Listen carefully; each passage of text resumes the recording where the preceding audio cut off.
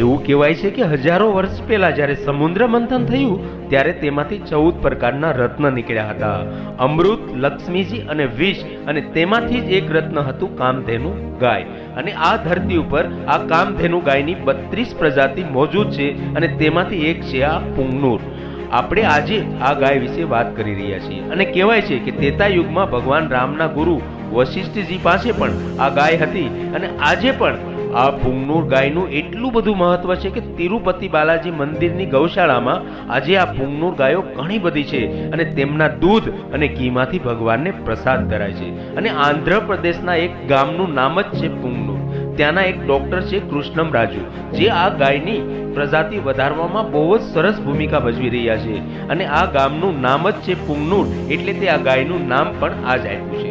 અને આજે સરકાર પણ ઘણો બધો સપોર્ટ કરી રહી છે અને તમે જોયું હશે કે નરેન્દ્ર મોદી પણ આ ગાયો રાખે છે અને એટલી બધી આ ગાયોની ખાસિયત છે કે જાણીને તમે પણ હેરાન થઈ જશો. દોસ્તો, આ ગાયનું વજન 100 કિલો જેટલું હોય છે અને તેમની હાઈટ 2 થી 3 ફૂટ અને એનાથી પણ ઓછી હોય છે.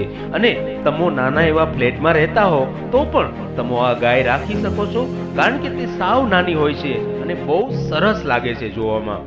અને પુંગનુર ગાય 4 થી 5 કિલો રોજનો ખોરાક ખાય છે અને 2 થી 3 લીટર દૂધ આપે છે. નોર્મલ ગાયના દૂધમાં 3 થી 4 ફેટ હોય છે, પણ પુંગનુર ગાયમાં 7 થી 8 ફેટ હોય છે. અને તેના દૂધમાં એક એવું તત્વ જોવા મળે છે કે તેમને સાયન્સમાં એયુ તત્વ કહે છે. એયુ એટલે કે ગોલ્ડ, ગોલ્ડ એટલે કે સોનું.